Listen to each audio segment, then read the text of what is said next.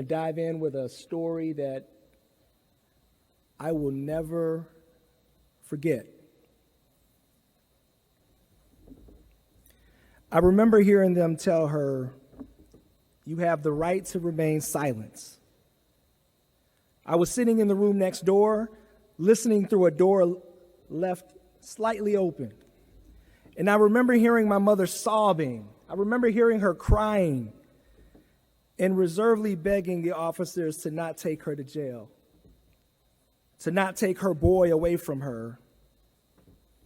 It's a memory that, like I said, that will never leave me.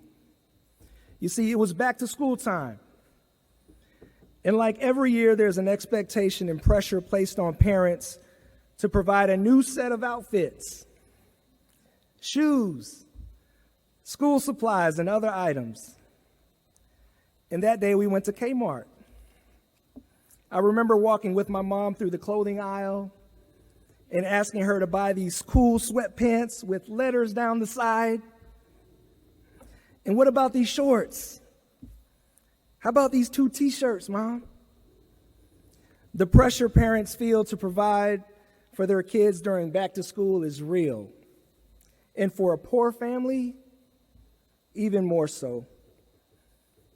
So we checked out, walked out of the store, and as we were walking in the parking lot towards our car, we heard from behind us, "Excuse me, ma'am."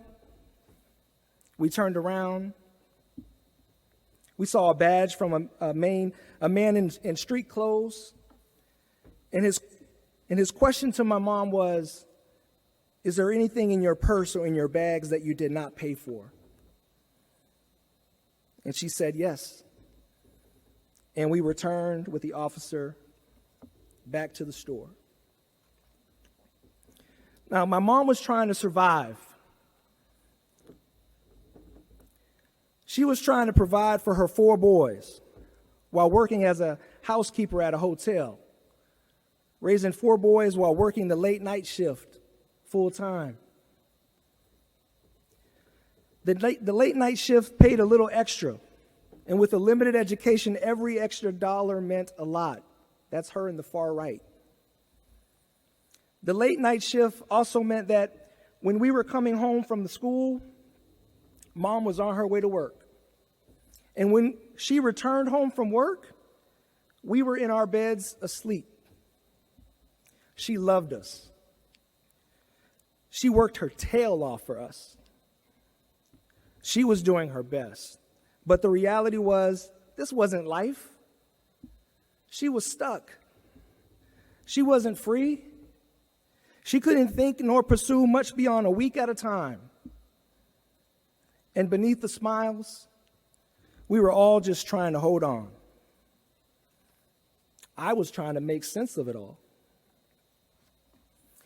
And then something clicked for me in 6th grade. I remember walking into class and seeing a laminated chart on the chalkboard. We're all familiar with this. Earnings by education level.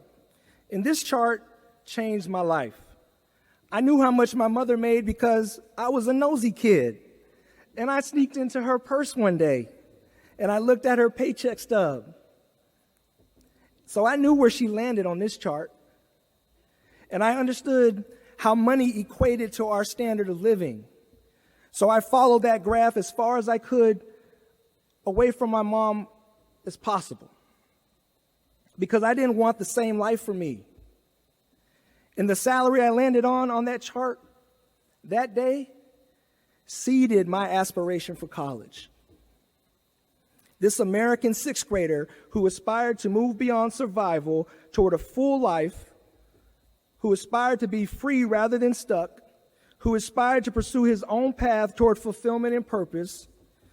When I think back, it was that moment that connected for me the realities of how our economic system works and how we as Americans experience America.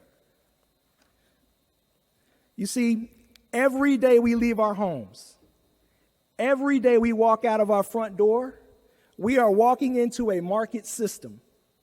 I don't care what song you're listening to that day. I don't care how good you think you look or how you feel. Whatever you're doing, however you're feeling, you're doing and feeling in a market system. That's the American experience. America's the fishbowl, the market system is the water, and we are the fish. And there's only three things the market system cares about or values. There's three things: land, capital, and labor. And so the question posed today must be answered in the context of the water we're forced to swim in. You see, some of us Americans are born with rights to land and access to capital, like this adorable kid right here. Look at him, he's adorable, really. But not only was he born with land and capital, he's also surrounded by individuals who navigated the market system successfully, folks who have university education, who have deep knowledge and share insights with him, who have diverse and broad professional networks and relationships. And on the other hand, some of us are born with zero. No ownership of land or capital, and surrounded by individuals who love us. Yeah, they love us. But the individuals may be limited in their knowledge, limited in their education and professional networks. According to Annie E. Casey Foundation and the U.S. Census, 16% of all children in our nation live in poverty. That's the kid you drive by waiting at the bus stop. It's the quiet kid sitting in the back. It's the kid wearing the clothes that don't fit. The 16% of our nation's kids, that's America's children. And so for that kid in America born with zero, with nothing, who aspires to move beyond survival economically through education, for the kid who aspires to education beyond high school because they know it's their path to individual freedom, it's their path to fulfilling their purpose, their passion, is there a right to post-secondary attainment? I say yes.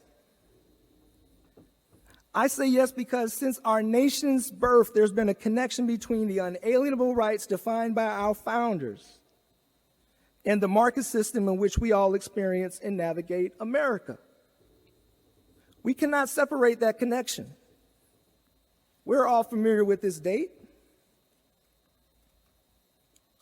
We know that in July of 1776, the Declaration of Independence specified rights inherent to all persons: life, liberty, and the pursuit of happiness. But some may not know that months earlier that same year, economic philosopher Adam Smith published the book Wealth of Nations.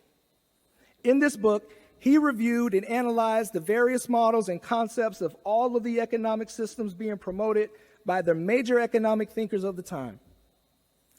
And Smith concludes and makes the case that the free market system is the best economic system for human survival. It's the best market system for individual freedom, the best system for individuals to choose their own path toward being their most productive self, the best for individual freedoms and choice. The book was very influential on the adoption of the free market capitalism in the system that we all operate in by all nations, including the U.S. Smith's conclusion was in line with our inherent rights with life, liberty, and the pursuit of happiness. So in a nutshell, here's America, y'all. Here is America. On one side, you've got the free market system and its key drivers: land, capital, and labor. And on the other side, you've got the inherent rights of all persons. So if you're born in America with no land and no capital, and all you've got is your labor, labor is your gateway toward accessing and realizing your inherent rights to life, your inherent rights to freedom, and your ability to pursue your passions and dreams. And in America's knowledge-based economy, we know that most jobs require some form of post-secondary education. And we know the wage premium for the degree holder, especially the bachelor's degree, positions an individual to better withstand the ups and downs of the economy. And it better positions them to save, to buy a home, to grow financially, individually, and as a member of the community. It's a post-secondary education that provides the kid born with zero with the opportunity to realize the promises of America. And if labor is your only gateway to life, liberty, and the pursuit of happiness, a college education is your ticket to go through that gate and to get on the playing field. In other words, post-secondary education is the bridge between the system we're born in and the protection and realization of our God-given rights.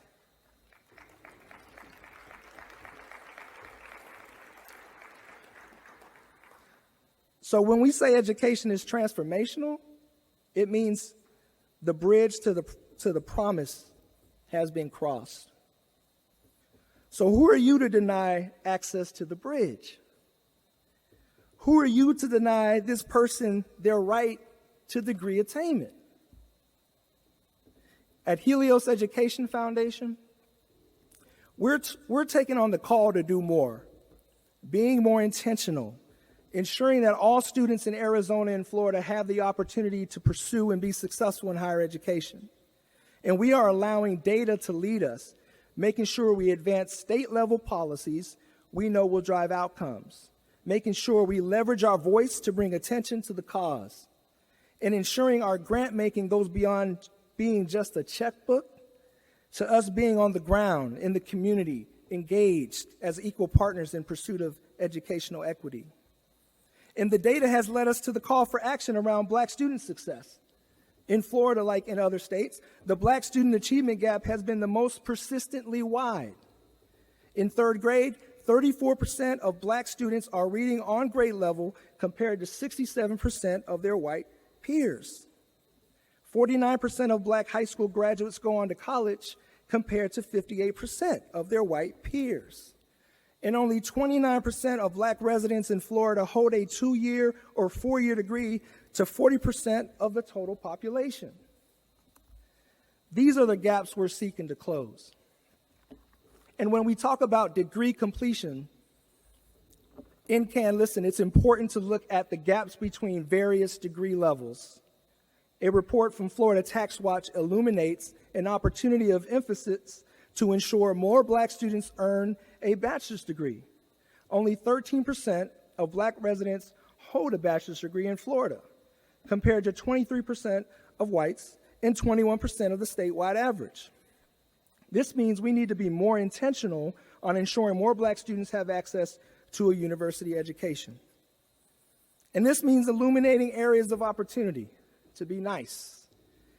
At University of Florida and Florida State University, our two flagship state universities, the most resourced state universities, only 567 and 761 bachelor's degrees were awarded to Black students in 2021. That's 567 out of 10,308 at UF, and that's 761 out of 8,827 at FSU. I'd say there's an opportunity there to do more. And there's an opportunity for all of our institutions to look at these numbers and to move toward action. And to be fair, the low Black student, the Black state university enrollment and graduation figures isn't unique to Florida. We're seeing national coverage reporting that UC Berkeley and the University of Michigan, Black enrollment is way down. 258 out of a class of nearly 7,000 at Berkeley, and a 4% Black enrollment rate at Michigan. For over 100 years, the push in our country for equal access to our state universities remains an uphill climb. And as a network, we must continue to advocate for change. We must continue to push and demand equitable enrollment rates, more need-based aid, greater state investments in education, greater access to rigorous coursework in K-12, and greater supports for our early grade learners. We cannot let up as a network. Our collective work matters. And now more than ever, students need us to fight for them. Communities need us to amplify their voice. Because that's how the kid in middle school who aspires to higher education gets the opportunity. It's how the graduate earns the opportunity to have one last dance with his mother, to tell her thank you. It's how he gets to reconnect with an old friend whose mother took the day off work to drive him across the state to help him enroll at University of South Florida. It's how the graduate gets the opportunity to go back and thank Mr. Batson, who helped get him enrolled. It's how the cycle of poverty ends and the graduate's firstborn gets to stand taller than his dad.